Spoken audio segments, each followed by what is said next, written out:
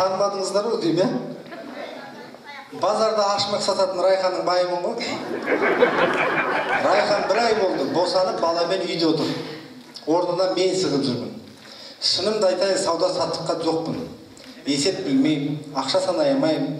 500 теңге берген адамға 5000 теңге сдача берген кезім есіме түссе, өзім іздеп көріп кетемін. Оның үстінде базардың бандиттері күн көрсетпейді.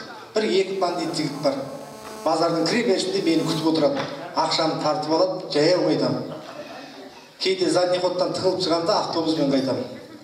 Ақта болмаған күні үшеуміз де жаяу қайтамыз.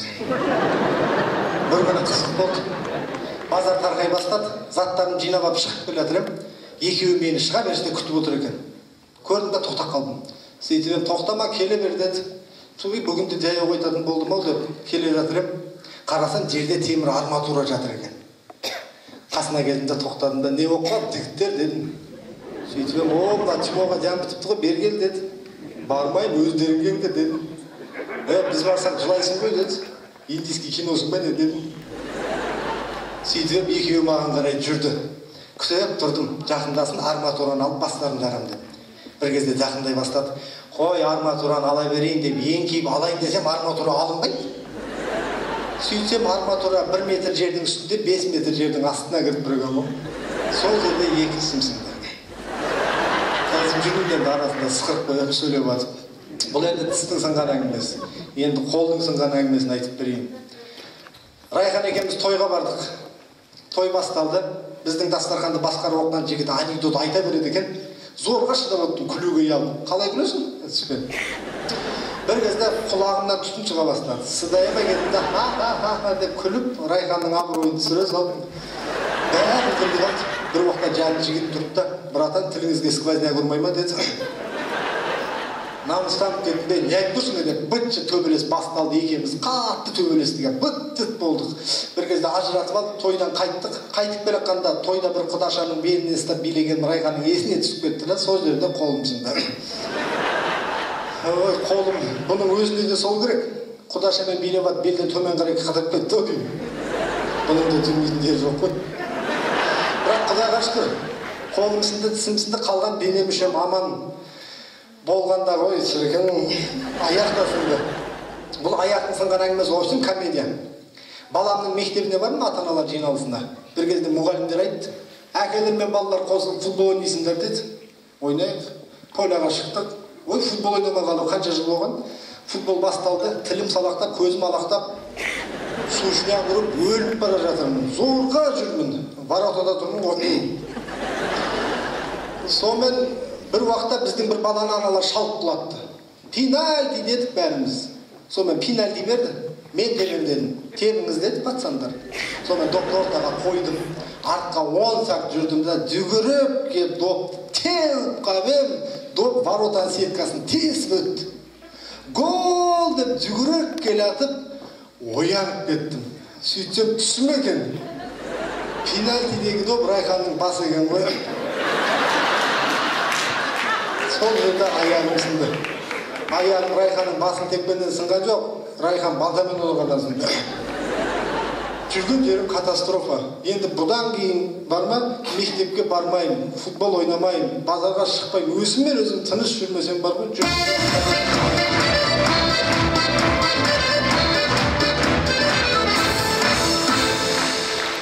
бас иімшілерге бір сәлем жасап қояйын.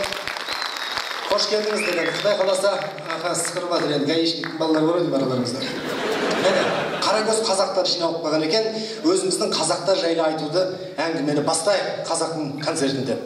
Сіздерге сұрақ қоюдан бастайыншы. Осы біз қазақ қандай халықпыз? Мысалға, біріншіде біз қазақ мақтануға жоқ халықпыз. Үшін мақтанамаймыз, әйтпесе орысынан сұрашы, не бар деп, бізде орман бар дейді. Қытайдан сұрашы, не бар деп, бізде қорған бар дейді. Америкадан сұрасаң, доллар бар дейді. Біздің қазақта да көп қой мақтанатын нәрсе. Осындай жерде айту керек, біздің жастар біліп жүрсін, қазақта не бар екен мақтанатын. Сұрақ сіздерге, айтыңыздар, қазақта не бар мақтанатын? Айтыңыздаршы. Той дейді. Тойдан басқа түк жоқ қыз өмір бар, той бірінші бар. Қандай? Не дейді? Тау. Не білсің ғой? Тағы не бар? Мұнай дейді, ақшаны жақсы көресің ғой деймін пацан. Тағы не бар? Айта беріңіздер. Су дейді. Шөлдеп жүрсің ба? Тоқа дейміз айтайын ба? Бізде түк жоқ ағайын. Бәрі шетелде. Жаңа біреу ет деп қалды, естіп қалдым, бишбармақ. Етіңіз немістердікі қазір алып қойған. Біреу қымыз деп қалды, естіп қалдым. Қымызыңыз қытайлардікі қазір ағайын. Бізде түк жоқ, тоқаш кәмпитке дейін алып қойды. Қалғаны той ғана екен ғой, той деп кім айтты? Бірінші қол көтерсінші. Осы жерде той деп айтқан кісі бар еді ғой. Аха, міне тойымыз ғана қалыпты ағайын. Тойды қадірлейік. Әйтпесе бір күні тойдан айырыламыз. Тойды қадірлеу біздің әйелдерден басталады. Көздері бақырайып отырған, мен айтайын. Біздің әйелдер тойға не үшін келеді білесіздер ме? Біздің әйелдер тойға басқа біреудің әйелі не киіп келгенін көру үшін келеді. Ең бірінші. Соны көріп алып күйеуінің миын жеу үшін келеді. Ананың кәдемі менің албастай сігәнсіз деп жібере қойды. Адам тойға тілек тыңдап ниет қосу үшін келу керек. Бірақ қазақтың жағдайы жақсы. Тфай. Әсіресе хабар каналын көрсеңіздер. Хабар каналын қосыңыздар, түсінесіздер. Елде бейбітшілік, тыныштық, тоқшылық біздің ел қандай тамаша дейсің. Бірақ артынша кітіганы қоссаң, үйге қалай аман жүрді деп ойлайсың ғой. Жалпы қазақтың жағдайы жақсы. Тфай тілаузын тасқа. Айтайын ба, бізде ең бір жақсы қасиет, қазіргі таңда қазақта ең бір жақсы қасиет, бізде қазір енелер мен келіндер өте тату. Ма? Ондай емес па? Апалар отыр ғой, келініңіз бар ма, апа? Бар дейді, бәсе настроениеңіз жоқ. Қазір енелер мен келіндер бір-бірін түсінемейді. Сол жайлы айтып берейін. Бір үйге келін түсіпті. Сөйтсе енесі айтады дейді, бет ашардан кейін. Әй, келін! Жақсы келін болудың 11 ережесі бар. Білетін шығарсың деп. 11 ереже деп. Қазіргі енелерде осы аспаннан түскендей ғой. Өздерінің келін болған ресіне шығып кетізлады. Байғыз келін айтады деп, мама білмедім деп. Онда тыңдап ал депті. Жақсы келін болудың 11 ережесі бар. 11 ереженің 10-ы шыдамды бол депті ғой. Болды. Қандай жағдай болмасын шыдамды бол. 10-ы шыдамды бол депті. Келін десе аузыңды жап депті. Енді 11-шісін айтсаңызшы десе 11-шісі сол аузыңды жап деген. Келіндерде екі-ақ вариант. Шыдап, сөйлемей жүрсе келіндер бақытты болады. Солай емес па? Келіндерге бір шапалақ ұрып қойсаңыздар болады. Бақсы келіндер, олар да адамның баласы.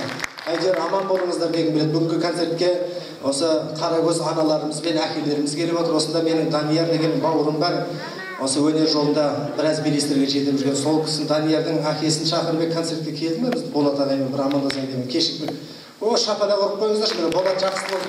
Ағам төрт отыр. Бұл кісіні көрмеген қай заманда? Қош келдіңіз. Құдай қаласа мың алғыс.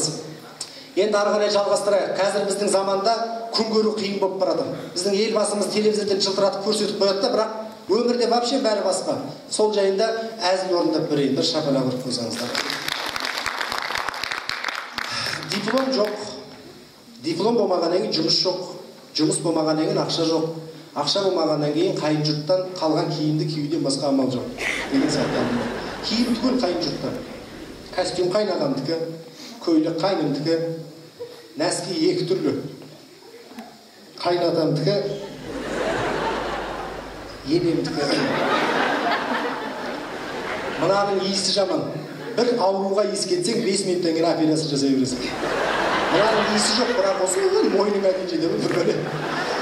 Кешке дейін үйде жатам. Кешке көшеге шығам, құрдастарыммен ішіп алып көшеде жатам. Ошын тосып біттім. Bir күні әйелім айтты: "Әй, жұмыс істеп бала шағаңды асырамайсың ба?" деп. Сосын күлдім, сәл ертерек айтпадым деді. Сөйтіп баж-баж ете қалды, еркексің ба, бала шағаңды асыра деп. Сосын айттым: "Болды, ертең жұмыс іздеуге шығамын" деп. Сөйтіп ертең тез болып қалды. Ішімнен өкініп қалдым, ертең армын десе болып қойды. Сонымен жұмыс іздеуге шықтым. Қасыма Жорик деген құрдасымды ілестіріп алдым. Қасыңа біреу ілестіріп болмаса болмайды ғой, өмірден түгіліп кетесің ғой. Машина басып кетеді ғой. Сонымен Жорик екеуміз жұмыс іздеуге шықтық. Bir жерде жазып қойды, охранаға жұмысқа қабылдаймыз деп. Ішіне кірдік. Кіргенде текпенің астына алды. Екеумізді екі бұқадай жігітпен төбелестіріп қойды. Жорик екі удардан кейін мамасын іздей бастады. Үшінші удар қатты тиді ау деймін, сол жерде ұйықтады ғой. Менің түтінім шығарып кетпей бар. Менімен төбелесіп жатқан жігітте бір алабай ит сияқты екен, жұдырығым менің басымда да қолма қолдап кигізіп қойды, айтса бетін тырнап алайын деп. Сонымен текпілеп болды, беті қолын қанын жуып келдік та, жұмысқа аласыздар ма десек, текпілеп алып амаймыз дейді. Алмасаңдар аталарының басына ұрыңдар ма деп, бойы 2 метр жігіт желкенмен көтеріп алды. аяғым жерге тимей қалды. Жөрік қашады деп қарап басам, ауада жөріктің шәктісі тұр да өзі жоқ қой. Сонымен мен үйтіп қашып құтылдым, далаға шықтым. Ал жөрік іздейін, жөрік жоқ. Айқайлаймын, сықырам, жоқ. Сонымен елдерден сұрайын дедім, өйткені жөрікті байқамау мүмкін емес. Әйелінің жемпірін киіп шыққан ғой. Сонымен палаш болған бір кемпірден сұрадым. Апа, 5 минут бұрын ешкім өткен жоқ па дедім. Мұрты бар бір қара қатын жүгіріп өтті деді. Онда қайғыға кетті дедім, қатынның артынан бар ма? Мойныңа шығып алады деді. Ой, апа түсінбедіңіз дегенмін. Үндеме, төркінге қанша уақыт сияды екен, бар ма? Кел одан да палашып берейін, отыр деді. Сонымен қолым жайып отыра кеттім. Иә, қай жылғысың деді. 87-мін апа дедім. Үйленгенсің ба деді. Иә дедім. Үйленгеніңе қанша жыл болды деді. 8 жыл дедім. Бала шағаң бар деді. Бар, тура таптыңыз дедім. Қаншау деді. 6 дедім. Кредитің бар дедім. Бар дедім. Бір өкініш, бір қуаныш күтіп тұр. 2 иығыңа 2 ұрған шайтан пропискаға тұрып алған дедім. Соларды қуып тастайын деп 500 теңге алды. Үлкен атаң дәметіп жатыр деп 600 теңге алды. Қолың жүрсін деп 200 теңге алды. Аяғың байланған деп 300 теңге алды. 2 шайтан жол көре сұрап тұр деп 200 теңге алды. 2 тісі құрттаған дей бермеді, апа ақшам бітті дедім. Бопты. Иә, жағадан жалғыз неғып жүрген жансың деді. Жұмыс істеп жүрмін апа дедім. Официант болып жұмысқа кіресің деді. Өлі, қайдан білдіңіз дедім. Ана жолдың ар бетінде ресторанды көрдің ба? Сияқ официанттар қабылдап жатыр, барсаң кіресің деді. Ойбай келіп қондыр едім, жүгір деді. Жүгіріп отырып ресторанға келдім. Официант болып жұмысқа қабылдайсыздар ма дедім. Қабылдаймыз деді. Сонымен ойда жоқта официант болып жұмысқа кіріп кеттім. Ой, кім ойлаған десейші, официант деген керемет жұмыс екен ғой. Кейбіреулер тамақтың жартысын жеп, жартысын жемей кетеді. Таза тамақ қой. Жеп тыңқия тойып аламыз. Біреулерде сағызбақ кетеді, оны шайнап аласың. Пирогтардың ортасын ашып, тіліңмен жалап, жауап ақырып келе саласың. Сіздер ресторанға барғанда грильдің құйрығын жеп көріп педіңіздер? Грильде құйрық болмайды? Негізі болады. Кейде клиентке тамақ сабатып, майлы сүйек сорып саласың. Абайып келе саласың. Кейбір жалмауыз клиенттер бар, тарелканы тілімен жалап қояды. Ондайлар жақтырып отырасың, жалмауыз тарелканы жеп көрмеген. Кейбір клиенттер бар, бізге тиісіп, бізді боқтаған абырой көріп, былжырамай тез бол, тамағыңды әкел деп. Сосын апарып бересің, бізді боқтағанда мәз болып түкірген тамақ жеп отырады. Түкірсең бізден жаман официантымыздар. Сонымен ойшым официант болып деп неше түрлі бәлені көрдім. Ақшасы көп байлар келеді. Басында байлар келсе қуанатынмын, бүгін үйге солардан қалған қуырдақ ет апаратын болдым деп. Сөйтсем байлардан пайда жоқ екен. Жейтіндер шөп-шолаң екен ғой. Байлар жемейміз, жайылуға келе ме дедім ғой. Бірақ кедейлерін де жетістірмейді. Кедейлер сразу білесің, 10 жігіт кіріп келеді. Кеше қырдым, алдың күні жойдым, сен мықты, мен мықты деп. Сразу 50 күрішке пиво заказ береді. Закускалары күшті, 10 жігітке бірақ құрт. Сонымен әңгімен жібереді. Әйтеуір біреу там соғып атады. Қалған соның қалай соғып атқан тыңдап отырады. Соңында шот әкеп бересің, бәрі там соғып атқан балаға қарайды. Сосын ана бейшара айтады, мен әлі соғып біткен жоқпын ғой, біткеннен кейін аламын ақшасын деп. Сөйтсе ол үшін там соғатын строитель болып шығады. Бәсе қаяқтар 2 этаж коттедж соғып атыр деймін, костюм шалбармен шөп киіп алам. В общем, официант боламын деп неше түрлі қызық көрдім. Бір нәрсені түсіндім. Көп адамдар официантты адам қылып көрмейді екен ағай. Әсіресе официант қыздарды. Біз енді жігітпіз ғой, бізге онша қатты сөйлемейді. Официант қарындастарыма кейде жаным ашып кетеді. Қай жылғысың, атың кім, неғып жүрсің, қасыма отыр, алдыңды сүрт, арақ құй, бізбен іш деп. Мазаларын алып кейде жылатып та жібереді. Байғұс қыздар оларды алдап сұлдап құтылдым ба дегенде мына жақта администраторым дейін жейді. Армандап неғып тұрсын тез қимылда деп. Бейшара қыздардың кейде милары ашып қалады. Біле білсеңіздер, сол қыздардың 80% студенттер. Олар жетіскенде жұмыс істеп жүрген қыздар емес. Әке-шешеме көмек болсын деп оқуының жарты ақшасын өздері төлеп жүрген қыздар. Өте ақылды қыздар. Кешке дейін оқудан шыға сап жұмыста, таңға дейін ыдыс-аяқ жуып, дастарханды жинап, таңға жуып 1 сағат көзіліп оқуға баратын қыздар. Дайын келіндер ғой.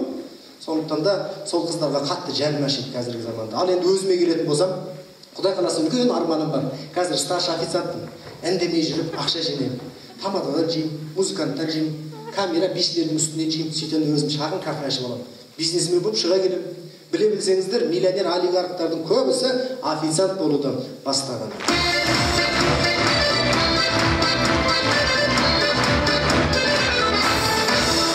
Рахмет.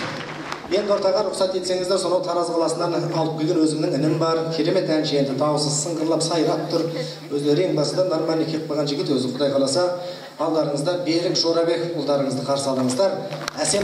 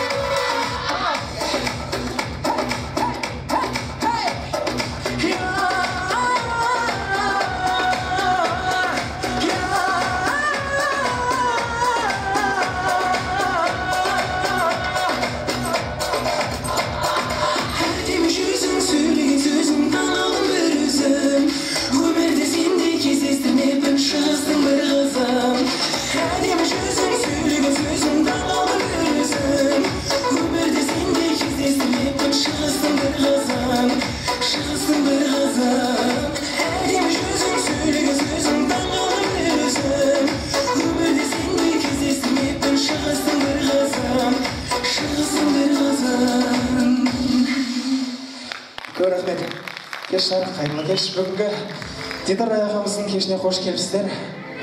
Әніміз жұп болсын, қабылыңыздар. Тамаша,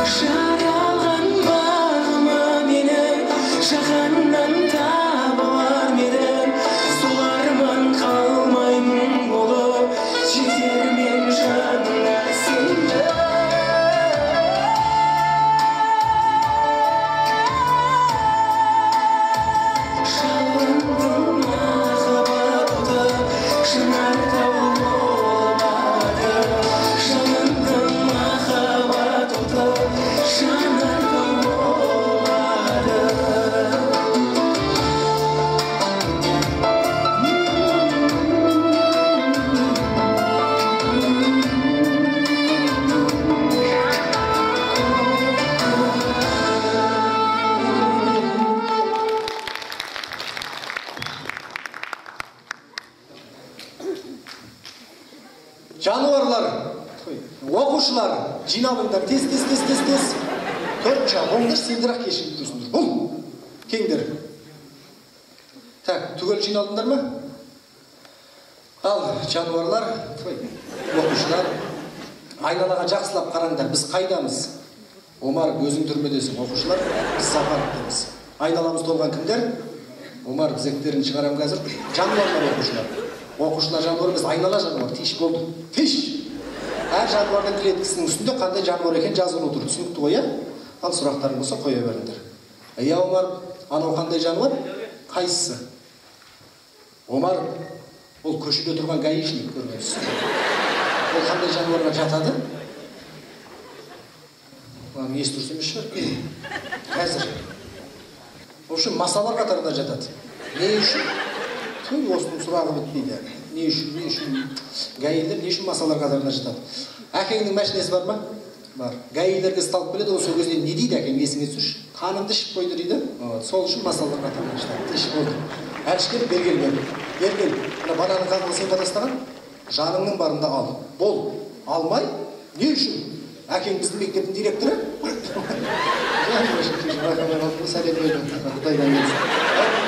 Кешірмейін дейді. Өлі? Не болды? Күлдірдіңіз?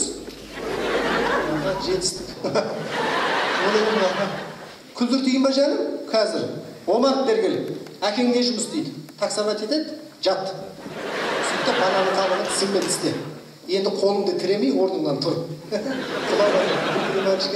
Үй жаным әшейін. Қу дүния. Әйгерім қызым, не дейсің? Мамамның мамасын көрдім. Кәні? Суда жүзіп жүр. Әйгерім оның атын жылан дейді. Папам сөйтіп айтады. Ау, мамамды да көрдім. Кәні? Оның атын аю дейді. Папам сөйтіп айтады. Папам ұқты ғой, елдің бәрін жануарға теңеді. Мүмкін папаңды да көрген шығарсың. Көрдім, кәні? Оның атын ешек дейді. Мамам сөйтіп айтады. Сауап, бол семияң түгілді бет еш тұр. Иә, төлен дейді, не дейсің? Қояндар не істеп жатыр? Не істеп жатыр қояндар? Жаным, шөп жеп жатыр. Адам темекі таппай жүргенде бұлар шөп оқырып жатыр дейді. Көргенсіз жоқ адам көріп тұрсың. Теш. Иә, Омар, не дейсің? Екі сұрағым бар. Бірден екі сұрақ па тегін? Қойшы ал. Әжетханаға барып келсем бола ма? Және не үшін болмайды? Қазір менің сұрағыма жауап бересіңдер, сосын барасың. Теш. Ал сұрақтарың бітті ма? Сұрақтарың бітсе, ендігі сұрақты мен қоям, яғни ағайларым. Бәрің аспанға қараңдар. Тырналар төмен шығып барады, не үшін? Өлемей жүрген тырналар дейді, қайсың айтқан берген. Не үшін өлемей жүр? Рогатымен атып өлтіру үшін? Жоғал атып өлгенсің, не айтып тұрсың? Ертең жаңбыр жауады деген сөз. Теш болды. Кішкентай, жап-жасыл, көзі жалт-жұлт етіп шөптің арасында тығылып отырады. Кім? Радары бар гаишник. Теш болды. Анау қандай жануар? Смотрящий, оның атын арыстан дейді. Анау қандай жануар? Мусорный ящик дейді. Оның атын кенгуру дейді, көргенсіз. Теш. Әзірге сұрақтарым бітті. Омар, әжетханаға барып келсең болады. Бармасам да болады дейді. Не қылдың? Уайымдамаңыз кеуіп қалады? Көргенсіз сұрамайсың ба? Иә, Әйгерім қызым, не дейсің? Қарным ашты? Қардан қашты деймін жәндеріме. Анау сумканы көрдіңдер ма? Сол сумканың ішінде пакет бар. Пакеттің ішінде самса бар. Әрқайсыңа бір-бір самсадан таласпай жүгірмеңдер. Жетеді бәріне. Қалдырыңдар көп атса. Біз де адам баласымыз. Бізде де ауыз бар шығар. Айлық аласыз ғой дейді. Не дейсің бұларына? Иә. Омар, екі сұрағым бар. Соны бітпейтін қандай екі сұрағым? Қойшы. Мына самсаның ішінде не бар? Не бар? Ет бар. Бұл ет тірі кезінде үруші мед, или мяулаушы мед дейді. Болмаса сен сұрақ қоя берген жауалар. Иә, не дейсің, Олжас? Папам ішіп аса осы жануарларға құсап кетеді. Папам ішіп аса мамам сковородкамен басын жарады. Папам ішіп аса мен бір бөлмеге тығылып шықпай қоямын дейді. Не үшін? Мамам тұрғанын көргім келмейді. Жәндерім әшейін. Омар, екі сұрағым бар. Екі сұрақпен күйдірді ау. Ал, қойшы ал. Әкелер не үшін арақ ішеді дейді? Екінші сұрағымды қой. Өзіңізден бастаңыз. Біріншіден мен арақ ішпеймін. Тойға бармасам. Біріншіден әкелер не үшін арақ ішеді? В общем, бір адам жетіскеннен ішеді. Мынаның жетіскеннен ішеді. шашып тасып бір адам жетіспегеннен ішеді, мынаның жетіспегеннен үшін бәрі мынаның тілеп ішпесе болмай ма дейді. Болады ғой енді жаңағы негізі ішпеу керек, жоламау керек. Бұл енді қазіргі таңда біздің қазаққа туып тұрған үлкен қасірет қой бұл арақ деген. Енді не істеу керек? Енді бұларды тоқтатамайсың. Енді өздеріңе байланысты жандерім. Жаңа өздерің айттыңдар ғой, үлкендердің арақ ішіп жануарға айналып жүрген көргенсіңдер, бұны қайталамауға тырысыңдар. Жоламаңдар. Бірақ нәрсені түсіңдер, сол кезде ішпейсіңдер деп ойлаймын. Біздің дініміз қандай? Дұрыс айтасыңдар, мұсылман. Бұл арақ кәпірлердікі да бізге общем қатысы жоқ. Соны түсінбейді ғой әкелер. Иә. Не дейді десең? Осы сендерге үй тапсырмасын осы мұнда. Әрқайсыңа тапсырам, жақсы маған идея тастадыңдар. Осы сендерге үй тапсырмасы. Бүгін үйге барғанда әрқайсың әкелеріңе осы сұрақты қойыңдар. Папа, не үшін арақ ішесің деп. Сосын ертең маған жауабын айтып бересіңдер. Ой, папам, мамам, папама осы сұрақты күніге қояды дейді. Иә, не дейді папам? Ой, бұл өмірде арақ ішкен адам ана өмірде шірімейді дейді. Жетісті. Иә, тағы не дейді? Орыстар пей дейді, қазақтар іш дейді. Екеуін қоссаң пейіш болады, жұмаққа барам дейді.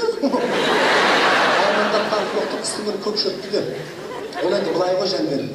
Оқу дейміз, саясат дейміз, ғылым дейміз, өнер дейміз. Бұның бәрі адам баласы жаратылғаннан кейін бұнда пайда болған дүниелер. Адам өмірі періште болып келеді өмірге. Әрқайсының өмірге келгендегі басты мақсаттарыңды айтайын ба? Әрқайсының басты мақсаттарың адам болып келіп өмірге, адам болып қалу өмірге. Қалған қолмен жасап аласыңдар. Бізде жақсы мамандар көп та қазіргі таңда, жақсы адам жоқ жандерім. Жақсы адам бола білсеңдер бақытты боласыңдар. Осыны Дельфиндердің биі басталды дейді, кәні. Жүріңдер, көресіңдер ме? Асанып, жүгірме, тоқта, құлайсың асанып.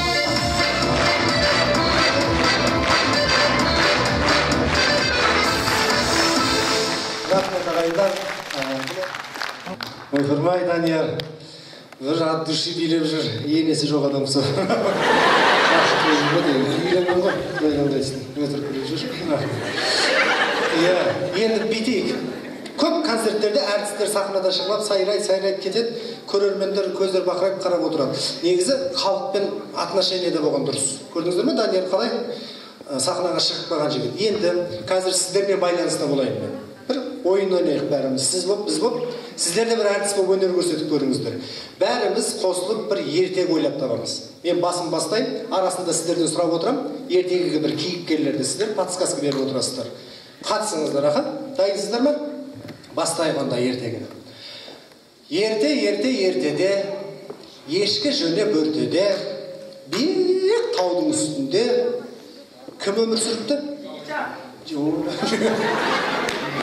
Не болды, кредитің бар ау деймін. Жиғышан дейді? Жоқ.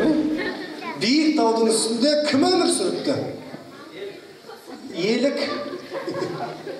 Биік таудың үстінде бір шал өмір сүріпті. Енді айтыңыздар, шалдың аты? Қожа Насыр. Қандай? Егер туған дейді. Жоқ ой. Шалдың аты өліп қапты. Шал жемәдірмеген ма ақшасын ұлмағансын, аты өліп қалған. Биік таудың үстінде жаңағы шал кіммен өмір сүріпті? Кемпірмен, сразу деген болды. Кемпірмен. Ойпырмай, сразу қосып қойыстыр деген. Биік таудың үстінде жаңағы шал жалғыз өмір сүріпті. Өйткені кемпірі өліп қапты. Үйдегі қатыгезсіздер деген өліп қапты дейді. Жағыңыз қарсы. Биік таудың үстінде жаңағы шал жалғыз өмір сүрген, өйткені кемпірі базарға кетіп қойған дейді. Өйткені ажырасып кеткен. Өйткені кемпірі сотталып кетіпті. Шал кредит алған, сосын төлей алмаған. Бірақ шал ақылды болған, кемпірдің атынан алған. Кемпір сотталып кеткен. Бірақ жаңағы шалдың ай десе аузы, күн десе көзі бар, әлемдегі ең сұлу қызы болып ағайындар. Шалдың бар арманы сол қызға білім берсе деп армандапты. Том-том кітап әкеледі екен да, қызына айтады екен, оқы деп. Бейшара қыз оқиын десе, әріп танымайды, таниды. Свет жоқ, ау, көзі көрмейді, жаңым кішкентай болып қаяқтан қатыгезсің. Көзі жоқ дейсің ба? Сөйтіп алайын, сіздерден де арасында бір ап отырайық та, иә? Мен өзімдікін биғат етіп отырмын. Кішкентай қыздықын алайық, шал, қызық болып тұр. Көзі жоқ, иә? Ужас қой, ертең. Бейшара қыз көзі жоқ оқиын десе. Бірақ ана тупой шал, том кітап әкеледі екен да оқы дейді. В общем, шал да соқыр болды ғой. Шал оқы дей бергеннен кейін қыздың көзі көрмейді ғой. Миы ашып кетіпті да, шалдан қашайын десе, тұршам көзі жүрді. Қашам аяғы жоқ. Мыналарыңыз ертегіміз таза ужас болды ғой. Қашайын десе аяғы жоқ. Бопты сөйтіп анайы қалды. Не болып отыр? Көзі жоқ, аяғы жоқ. Қыз. В общем, аяғы жоқ, Бейшара шал оқы дей бергеннен кейін қыз оқи алмайды, көзі жоқ. Қашайын десе аяғы жоқ, шыдай алмай кетіп шалға қолын көтерейін десе, білем айтпай қойды. Қолы жоқ, Ужас, ертегі ме не болды өзі? Көзі жоқ, қолы жоқ, аяғы жоқ. Қыз, денесі бар, главный денесі болса болды ма жаным? Сонымен, күндердің бір күнінде жаңағы шалдың алдына сол елдің бір батыр жігіті кепті. Кепті да, ақсақал, елден естідім, сіздің елде ай десе аузы, сіздің үйде ай десе аузы, күн десе көзі бар, әлемдегі ең сұлу қыз тұрады екен ғой. Ең жаңағы батыр сіздердің қызды көрсе, анасын да өлесіздер ме? Бірақ жаңағы шал ұтымды сөз тауып кетіп, батырға қызын бер жіберген екен ағайындар. Қандай сөз тапқан айтайын ба? Шал биткен ғой үшін. Балам, дұрыс айтасың, менің үйімде сондай әдемі қыз бар. Бірақ ол қыз емес, гүл деген ғой. Гүл ба? Гүл деген. Онда алам депті батыр. Сосын шал айтыпты ғой, аласың балам, асықпа. Бірақ есіңде болсын, әлемде ешқандай гүлдің көзі, мұрны, аяғы болмайды деп қойшы.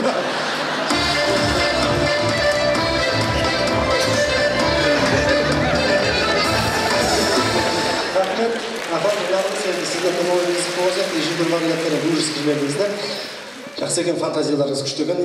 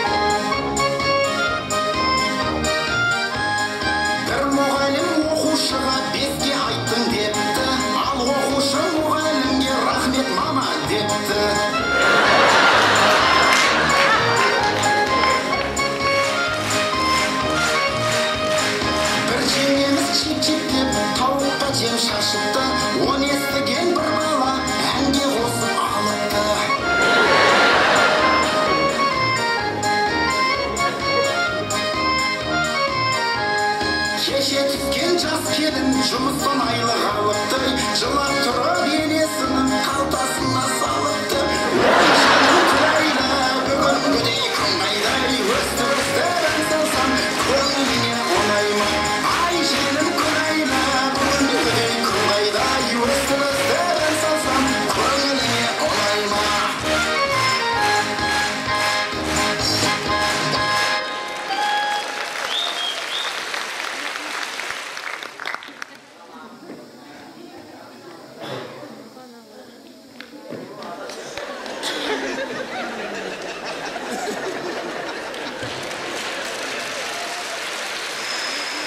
Насыбай дейді.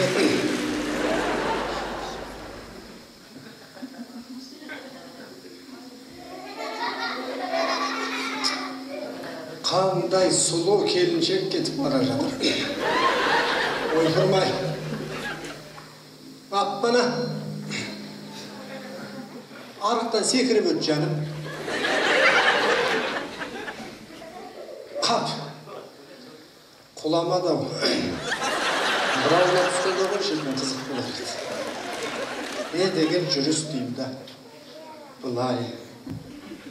Бұлай. Бұлай. Ойбай, белім. Қуып жетуге болар еді. Мына желде басылмай қойды ғой. Амансыңдар ма, жәндерім әшейін. Бойдақ аталарым ғой далбасылап кеп тұрған. Бойдақпын. Биыл 87-ге толам, осы күнге дейін үйленгем жоқ. Сұр бойдақпын.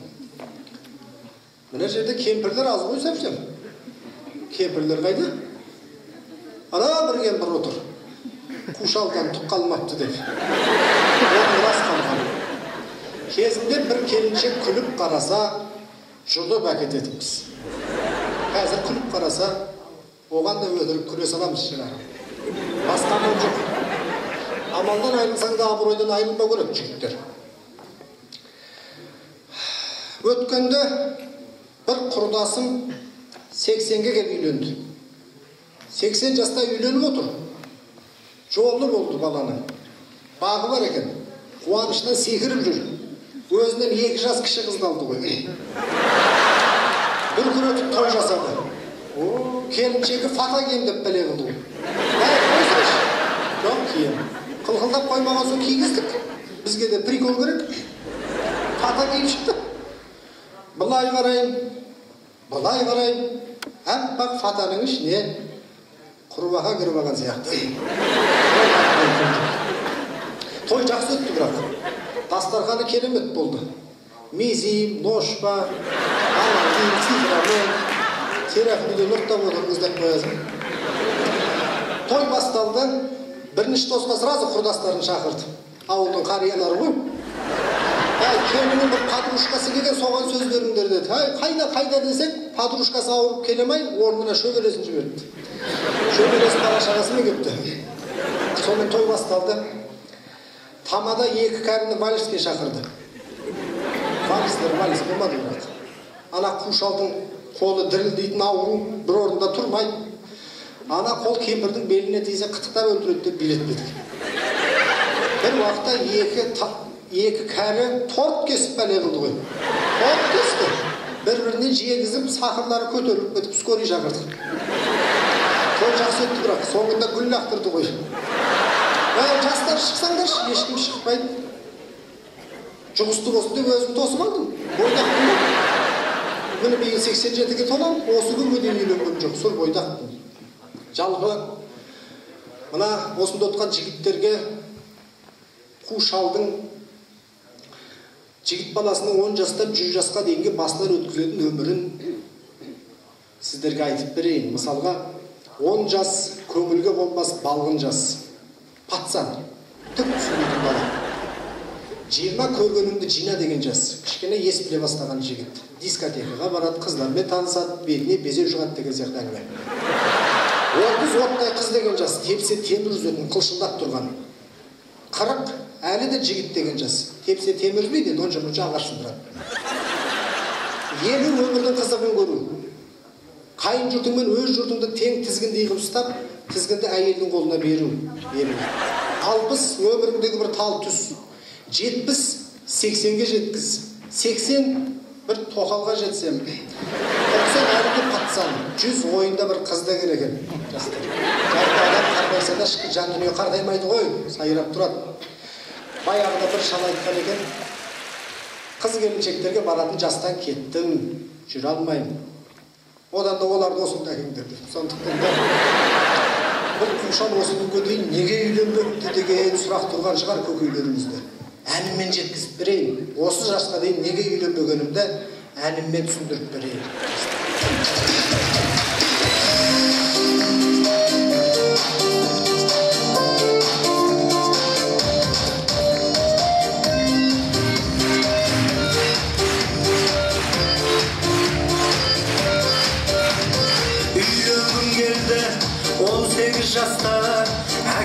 шешемнің ойы бір басқа. Алдымен әскерге бар, содан соң үйлен. Әлі саған ертеді төртті бүйірден. Алдымен әскерге бар, содан соң үйлен. Әлі саған ертеді төртті бүйірден. Үйленгім келді 19 жаста, әке шешемнің ойы бір басқа. Алдымен оқуға түс, содан соң үйлен. Әлі саған ертеді төртті бүйірден.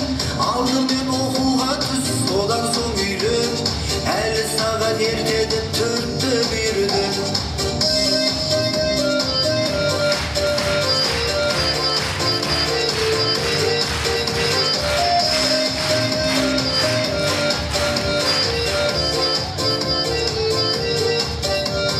Үйленгім келді 25 жаста, әке шешемнің ойы бір басқа. Алдыменен диплом ал, содан соң үйлен. Әлі саған ертеді төртті бүйірден. Алдыменен диплом ал, содан соң үйлен. Әлі саған ертеді төртті бүйірден. Үйленгім келді 35 жаста, әке шешемнің ойы бір басқа. Алдыменен жұмыс істе, содан соң үйлен. Әлі саған ертеді төртті бүйірден. Ақша тауып жұмыс істе, содан соң үйлен. Әлі саған ертеді төртті бүйірден.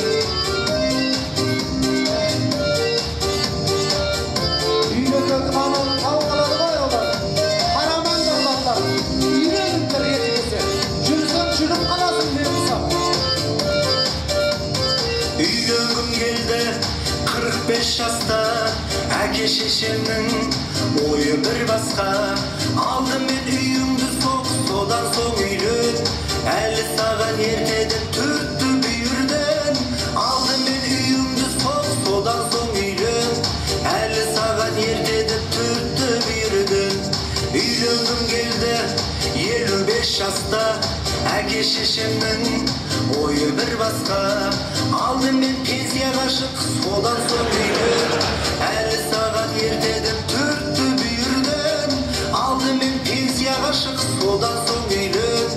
Әлі саған ертеді төртті бүйірден.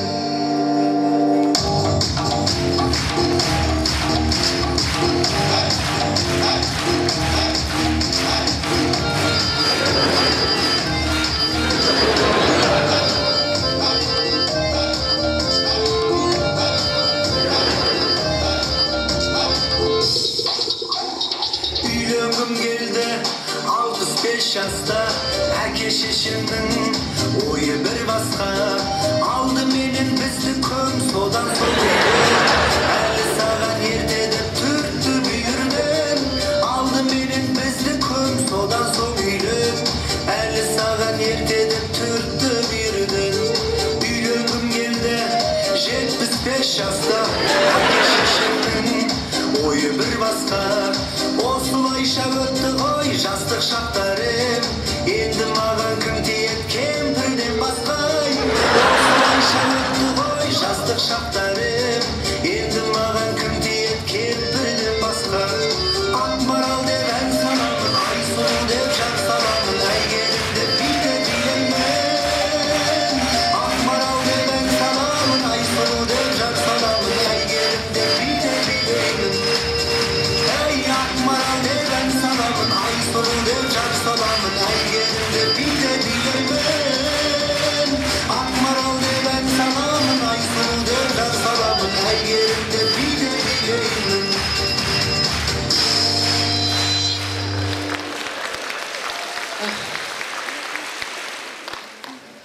Қайран жастық шағай, шіркін. Айран ішіп сайран салып жүрген кездер ай. Бұлбұлдай ұшып өттің ау. Құдіреті күшті жылдар ай. Суы жоқ құдыққа айналдырдың ау. Тоқтаусыз зырылдаған сағаттар, шайналған сағыздай қылдың ау. Сиясы біткен ручка, клейі кеткен изоленті қылдың ау. Мен жас кезімде ойланбаппын. Қадірін енді түсіндім. Жер басып жүрдің, бақыт екенін. Көлік айдаудың бақыт екенін,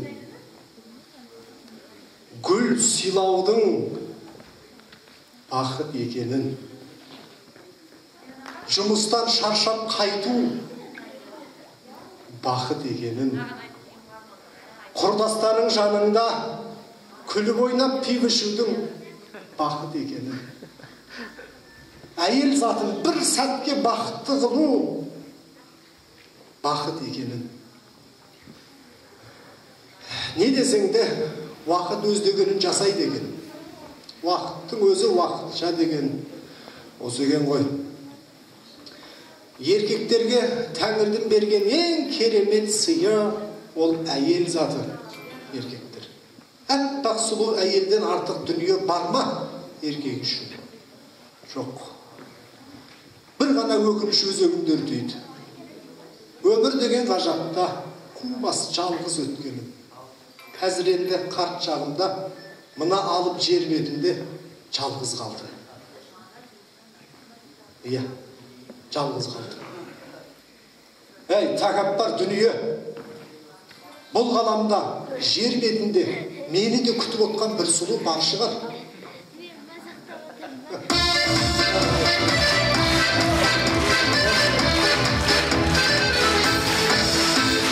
Бірақ қартайып қалған шығар.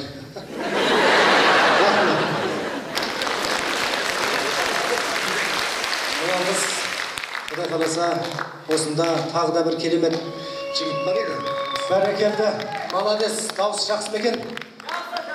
Ох, молодец, туған ағаң ғой деймін. Бірашкен дейді, дауысы берілді тұр. Міне, сіздерге мың алғыс айтам, осында аналарымыз шаршамастан, тынбастан, суық аязға қарамай концертке келіп, қиналмай мың алғыс сіздерге бір басымды иіп қояйын. Өйткені біздің қазақ осындай аспаннан тас жауып жатса да келе береді. Қазақ сияқты мемлекет жоқ әлемде. Бір әзіл айта салайын сол жайлы. Орыс пен неміс көшеде әңгімелесе отыр дейді, сөйтсе қастарында 500 теңге жатыр дейді. Сол неміс айтады дейді, орыс 500 теңге жатыр, аласыз дейді. Орыс айтады дейді, мен орыспын. Орыс болып тұрып еңкейіп 500 теңгені алмаймын деп. Одан да сен ал деп. Неміс айтады дейді, мен неміспін. 500 теңгеге бола еңкеймеймін деп. Екеуі ересіп тұрған ғой, сөйтсе қазақ өтіп бара жатыр дейді. Екеуі айтып та қазақ шақырайық, сол алады яғына деп ше. Қазақ бергеш депті. Қазақ жайлап келе жатыр дейді. Бірдеңке болып қала ма, бұйрық қала ма деп келе береді өзі қазақтар. Келіп, сөйтсе неміс пен орыс айтады дейді, қазақ ана 500 теңгені аласыншы деп. Сол қазақ айтыпты. Жігіттер айып етпеңдер, мен қазақпын. 500 теңгеге бола еңкеймеймін никогда деп, қалтасынан 5000 теңге шығарып жерге тастап, 5500 другой айтылады. Қазақтар қалай болса аман болсын. Бұлаңыз сіздерге осындай жақсылықта ғана жүздесіп.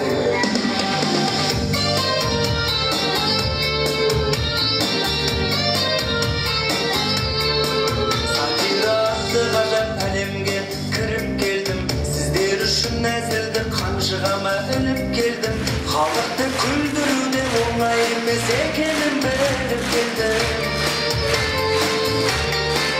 Осы кешке дайындалдым, біраз уақыт дайындықпен өтті түндерім. Таңымдатып, халықтың көңілінен шығу қашанда актерға батып.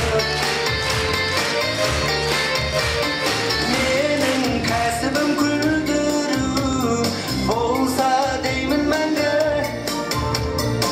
Іздей берсем екен сіздерге әзіл қалжыңдарды дәмді. Тарихта қазағым соғыспен аштық көрген ел еді. Көп жылаған қазағымды енді күлдіре бергім келеді.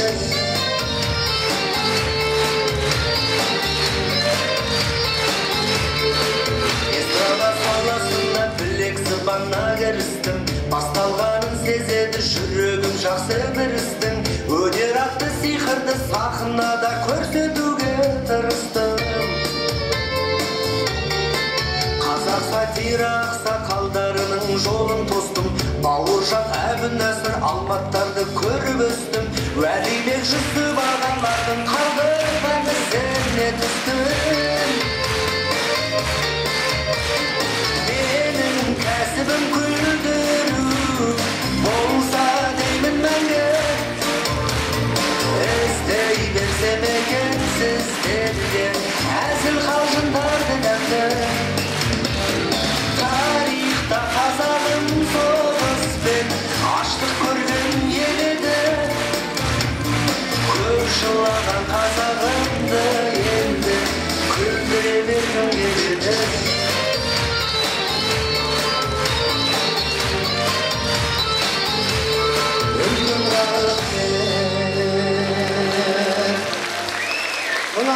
құрметті Мерке ауданының тұрғындары, Құдай қаласа келесі әзіл ән кештерінде жүздескенше аман сау болайық ағайын. Мың алғыс, тек қана жақсылыққа.